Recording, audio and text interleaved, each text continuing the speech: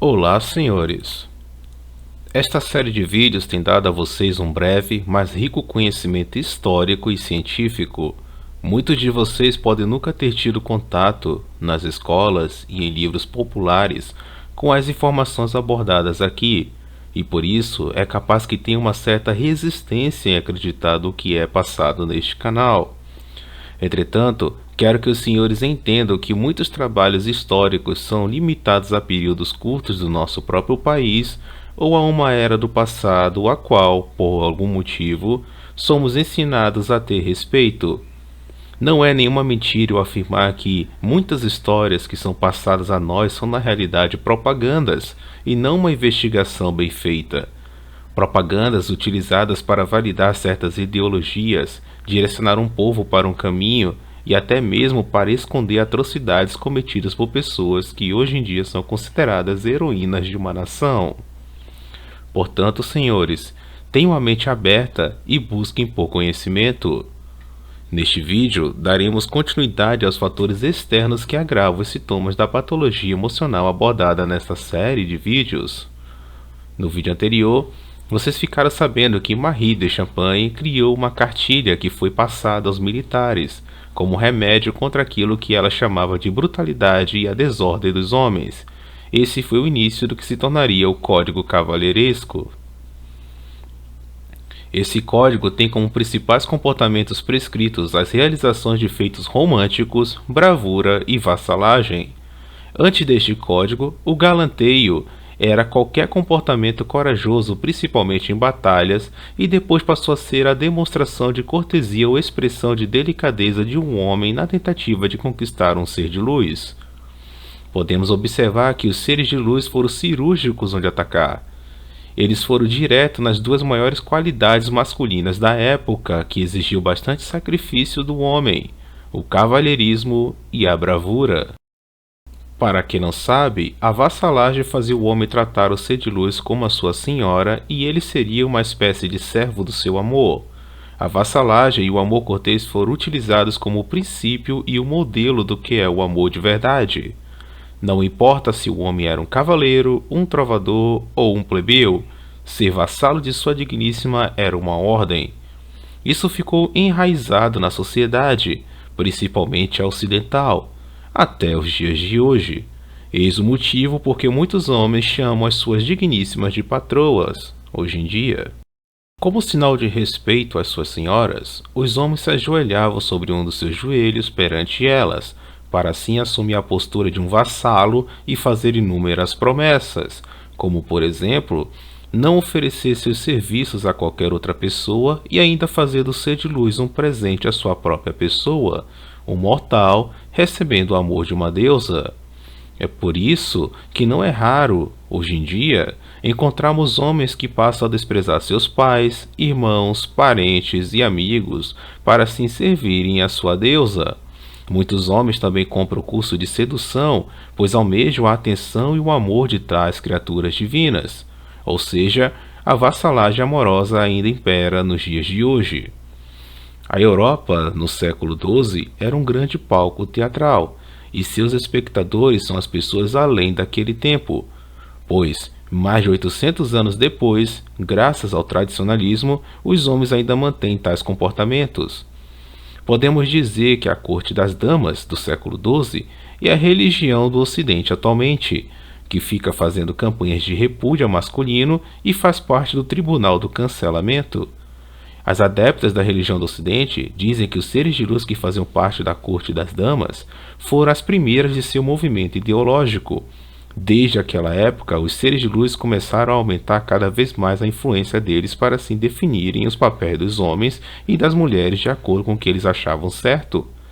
Entre as promessas feitas por tal movimento estava o empoderamento unilateral dos seres de luz sobre os homens.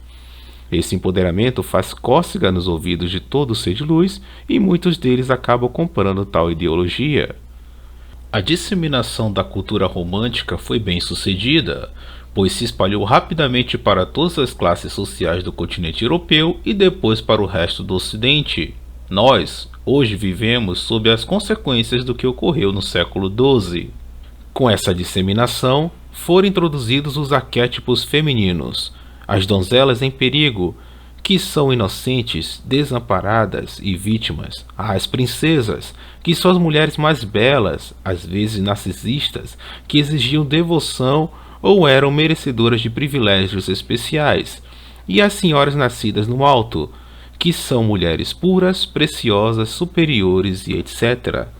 E através desses arquétipos e mais o shaming, foi assegurado ainda mais a atenção dos homens às mulheres. Shaming esse ainda extremamente utilizado pelos seres de luz para garantir a sua herança pedestalizadora. Dentro dessa loucura toda, surgiram os cavaleiros brancos, metáfora utilizada para identificar homens que fazem atos heróicos e que são galantes, mas de forma errada, como por exemplo, gostar de se aparecer para os seres de luz ao mesmo tempo em que eles têm prazer em competir e machucar os outros homens. São especializados na arte de galantear, para impressionar o feminino e ter o seu ego acariciado. Eles participavam de torneios de lutas e tinham total disposição em machucar seu semelhante para obter a validação das espectadoras daqueles eventos. E como a manginagem não tem limites, muitas damas arremessavam uma peça de sua roupa para que um cavaleiro a pegasse e usasse tal peça como representação do ser de luz em questão. E quando o galanteador vencia o torneio, ele dedicava sua vitória à dama dona da peça que ele pegou. E tinha ainda, senhores, a oportunidade de passar um tempo com ela. Por incrível que pareça, essa tradição ainda se mantém hoje em dia, como os torneios de futebol, artes marciais e quaisquer torneios que mostrem proezas masculinas. Existe a falácia de que o futebol feminino só não é mais forte aqui no Brasil por causa do machismo na sociedade. Mas, senhores, a maior parte da população do Brasil é de seres de luz. E o nosso país é tradicionalista e é cheio de manginas carentes de atenção feminina. Logo, o problema não está na sociedade e nos homens, mas sim no interesse feminino em ver proezas masculinas. Ou seja, até para os seres de luz, o futebol masculino é mais chamativo, pois muitas delas alimentam algum desejo por certos jogadores e até os presenteiam com sua companhia. Vocês já perceberam o alvoroço que jogadores como Cristiano Ronaldo causam nos seres de luz? Os cavaleiros brancos também costumavam impressionar os seres de luz com grandes atos de proteção, e por causa disso foi criada a iniciativa do escudo verde com a dama branca, que é uma ordem de cavalaria criada em 1399 por Jean Lemaingre, e que foi inspirada nos ideais do cavalheirismo e do amor cortês. A ordem prometia ajudar as senhoras e as moças que reclamavam das injustiças que lhes foram cometidas, guardando e protegendo a honra, propriedade, bens, reputação e também, senhores, por incrível que pareça, e o louvor delas. Sim, senhores, é isso mesmo. Elas recebiam muito louvor, ainda recebem hoje em dia. Jean escreveu uma carta explicando seus ideais para que fossem divulgados amplamente por toda a França e além. E sabe o que essa carta dizia, senhores? Dizia o seguinte: que qualquer moça, jovem ou velha, que se encontrasse vítima de injustiça poderia pedir um ou mais cavaleiros para defendê-la, e estes iriam parar com tudo o que eles estavam fazendo e iriam atender ao chamado da deusa, e assim enfrentar o opressor. E é claro que eles não faziam investigações para saber se o ser de luz estava realmente falando a verdade. Podemos comparar tal ordem com as leis misândricas no nosso país. Basta o ser de luz fazer uma ligação com uma falsa acusação e a vida do homem vira um inferno na terra. E mesmo que este venha a ser inocentado, os danos causados a ele serão irreversíveis. Os trovadores tinham o objetivo de espalhar as virtudes do amor cavalheiresco através da música, da poesia e da contação de histórias para todas as pessoas. Eles praticavam rituais do amor cavalheiresco e enalteciam os seres de luz, ensinavam os homens a arte de cortejar e enaltecer as damas. Podemos compará-los com os vendedores de curso de sedução e os mestres do game, que vivem ensinando os homens a continuarem louvando o aparelho reprodutor feminino. A vassalagem amorosa contribuiu para que surgisse um arquétipo masculino que hoje conhecemos como feministo. Homens que trabalham como bons servos da religião do Ocidente e defendem a todo custo o comportamento narcísico de suas senhoras. Muitos que hoje estão no celibato involuntário, ou seja, muitos que são incel, não estão por causa de serem de baixo valor genético, mas sim porque estão se auto-sabotando por idealizarem o feminino e caírem nos sofismas e falácias da sociedade ginocêntrica e misândrica, da cultura woke e da religião do Ocidente. Eles abandonam as características masculinas, o cuidado e o respeito por si mesmos e se tornam vassalos do feminino, achando que assim irão ter acesso à perseguida dos seres de luz.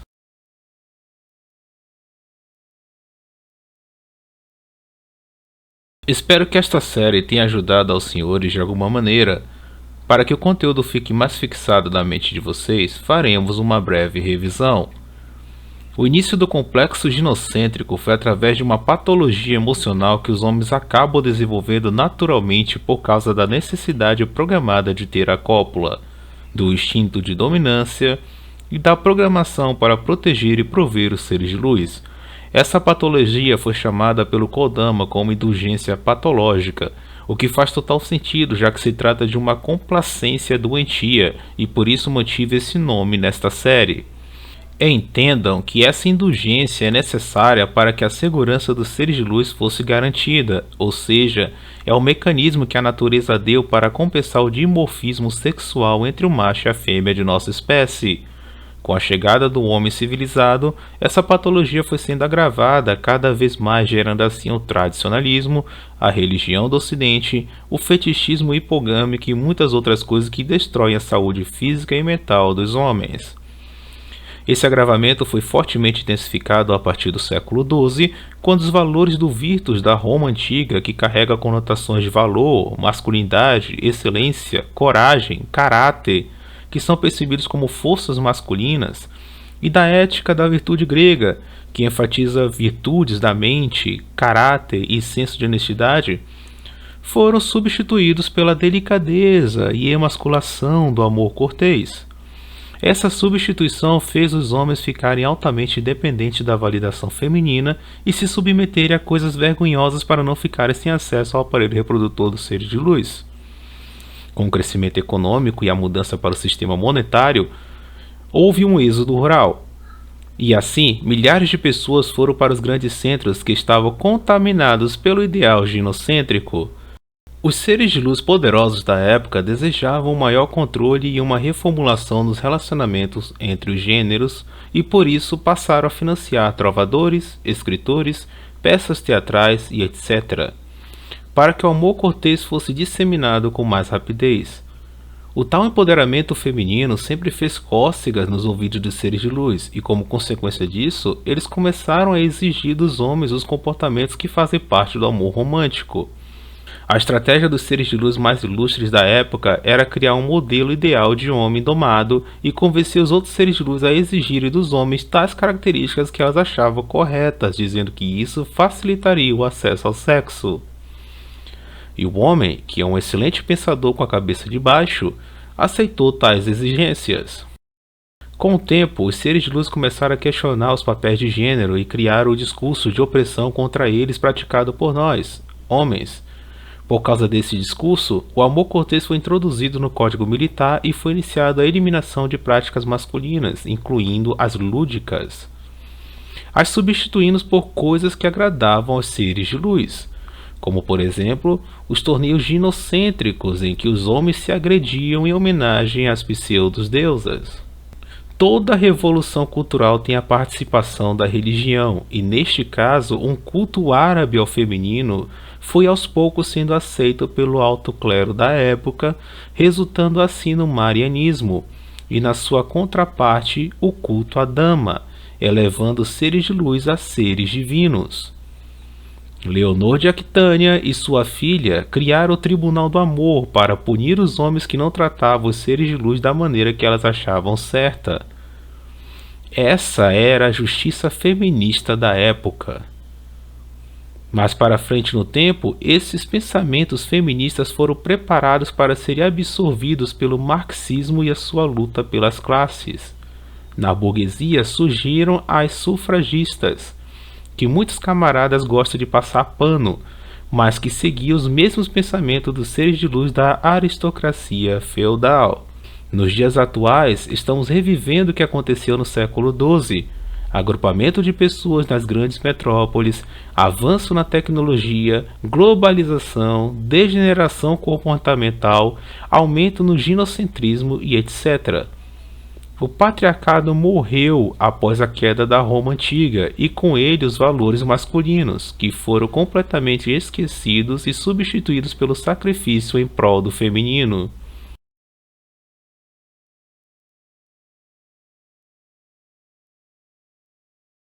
Eu adotei um estilo de vida como o de um embaixador, que é uma pessoa que vive em um país, mas não se mete nos assuntos que pertencem a este.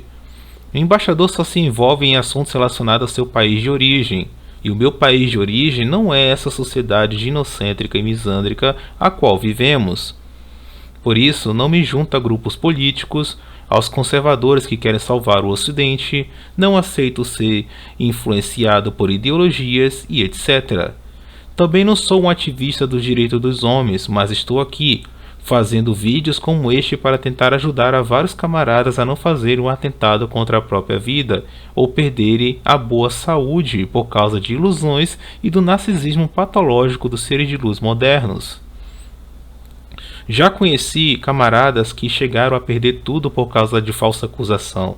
Tive um parente próximo comendo o pão que o diabo amassou na mão de uma deusa rara e muitas outras coisas que já presenciei, mas prefiro não comentar. Como amante do conhecimento e cristão, eu tenho a visão de que o casamento é um empreendimento e também algo sagrado, mas não sou idiota e carente emocional para não perceber que a grande maioria dos seres de luz, atualmente, não merece ser chamados de esposas.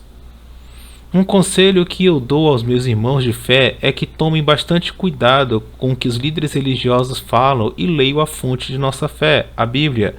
Infelizmente, a maioria das organizações religiosas que se dizem cristãs de fato só usam a Bíblia como enfeite. Ao ler a Bíblia, vocês perceberão que ela é voltada ao patriarcado, e ao observar as organizações religiosas, vocês perceberão que elas pregam o culto à dama. É bastante comum essas organizações pregarem um texto bíblico e enchê-los de significados do ideal tradicionalista religioso. Portanto, fiquem espertos. Uma certa vez eu estava assistindo a um discurso bíblico sobre as responsabilidades do homem e do ser de luz no casamento. O orador passou 30 minutos explicando o assunto. Desses 30 minutos, sem exagero algum, 5 minutos foram falando das obrigações do ser de luz e os outros 25 minutos falando das obrigações dos homens. Enquanto as obrigações femininas eram honrar e respeitar o marido, as masculinas iam desde psicólogo a dar a sua vida pela sua digníssima, e isso tudo além de ser o provedor e o protetor dela. Ele também disse que na falta de comida, era obrigação do marido dar toda a comida que tiver para a sua esposa e ficar sem comer. Senhores, vocês acham mesmo que isso não é ginocentrismo? Não estou dizendo que é para os senhores perderem a fé de vocês, mas que sejam filtros e não esponjas. A palavra de Deus são as escrituras sagradas e não a boca do seu pastor. Quero agradecer o apoio que vocês me deram até agora. Se o conteúdo deste canal fazer a diferença na vida dos senhores e evitar que vocês acabem causando danos a si mesmos, posso considerar que meu objetivo foi alcançado. Agradeço de coração pela atenção que vocês têm me dado e até a próxima, senhores.